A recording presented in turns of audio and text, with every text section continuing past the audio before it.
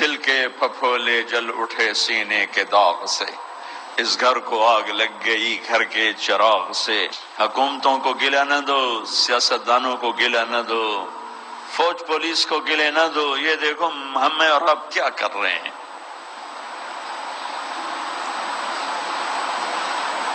90% پاکستانی نماز نہیں پڑھتے، پاکستانی جھوٹ بولتے ہیں، دھوکہ دیتے ہیں، فراڈ کرتے۔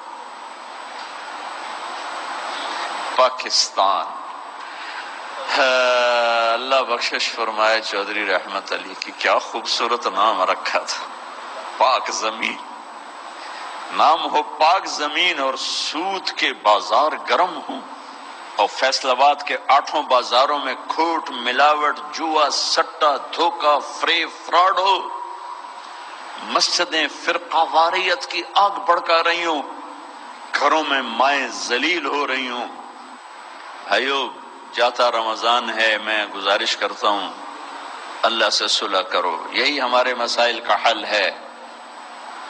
یہاں تم، یہ تو بیچارے ہمارے جیسے عام انسان ہیں، شیخ عبد القادر جیلانی تاجدار اولیاء وزیر اعظم ہوں، جنید بغدادی سید الاولیاء وہ وزیر اعلیٰ ہوں، حسن بصری صدر پاکستان ہوں، اور فیصل آباد کے بازاروں میں جھوٹ بھی ہو، سٹا بھی ہو، چوری بھی ہو، جوا بھی ہو، اور رات کو شراب کی محفلیں بھی ہوں، زنا بھی ہوں، گھنگرو بھی ہو، اللہ کی قسم اتنی بڑی ہستیاں بھی میرے دیس کی تقدیر نہیں بدل سکتی۔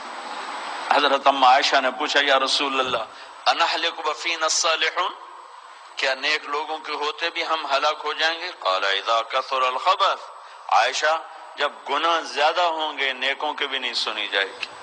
تو میرے بھائیو، یہ مبارک مہینہ جا رہا ہے اور رات 27ویں کی آ رہی ہے، اس وقت بھی توبہ کرو اور اللہ سے رجوع کرو۔ میں نے بات شروع کی تھی، نماز سے بات شروع کی تھی، پھر دائیں بائیں میں چلا گیا۔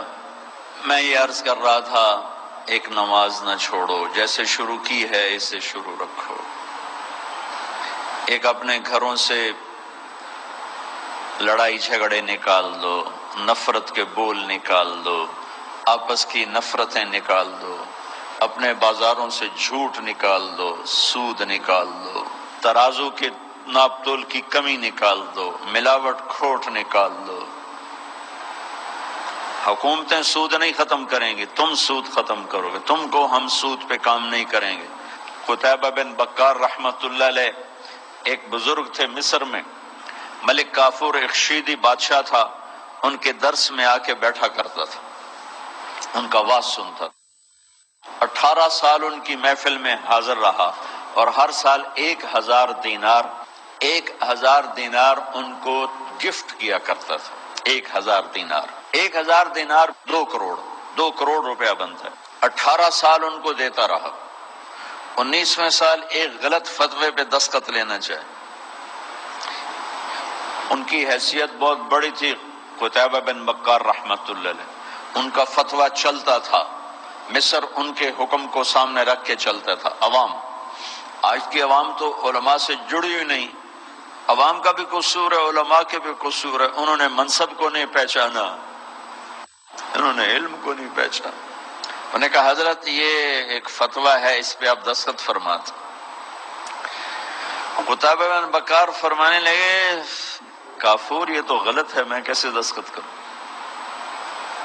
کہا حضرت کوئی نہیں، سب چلتا ہے، آپ کریں نا۔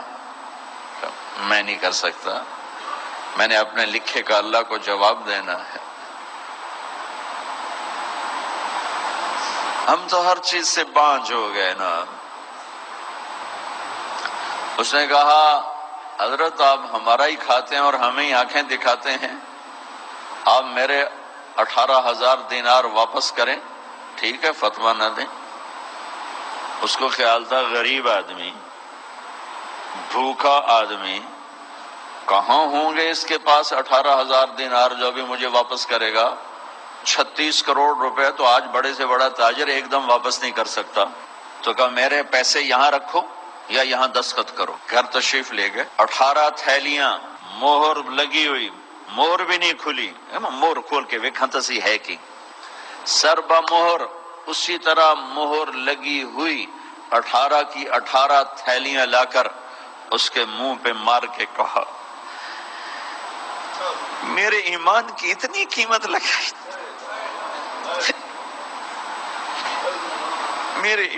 کوئی میرے علماء کو یہ بات سناتا کہ جو چند کوڑیوں پہ اپنا علم بھی بیچ رہے ہیں، ممبر بھی بیچ رہے ہیں.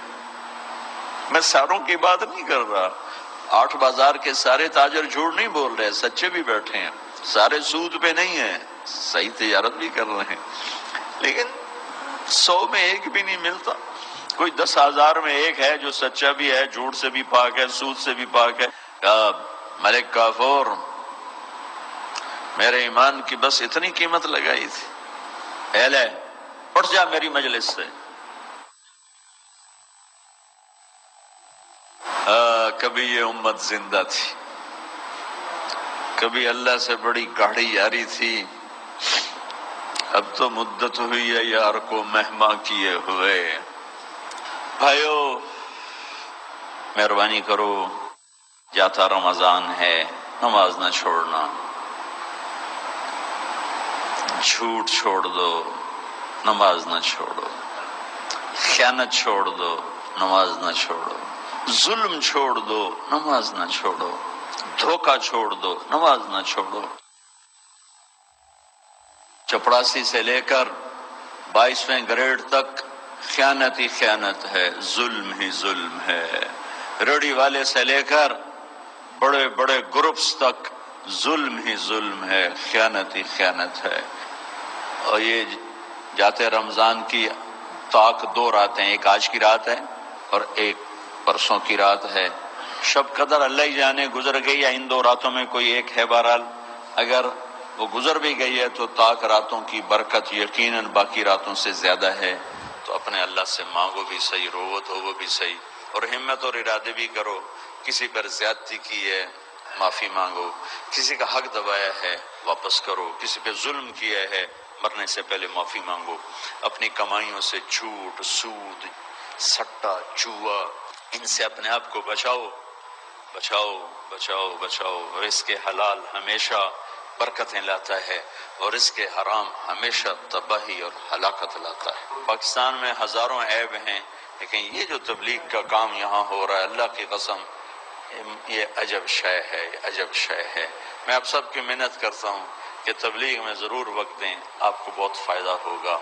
زمانے کے بعد ایک کام ملا ہے جو فرقہ واریت سے پاک ہے، جو اندر کے بغض اور نفرتوں سے پاک ہے، جو سب کو عزت دے کر ان کو ان کے عقیدے کو چھیڑے بغیر ان کو دین پہ چلنے کی دعوت دے رہا ہے.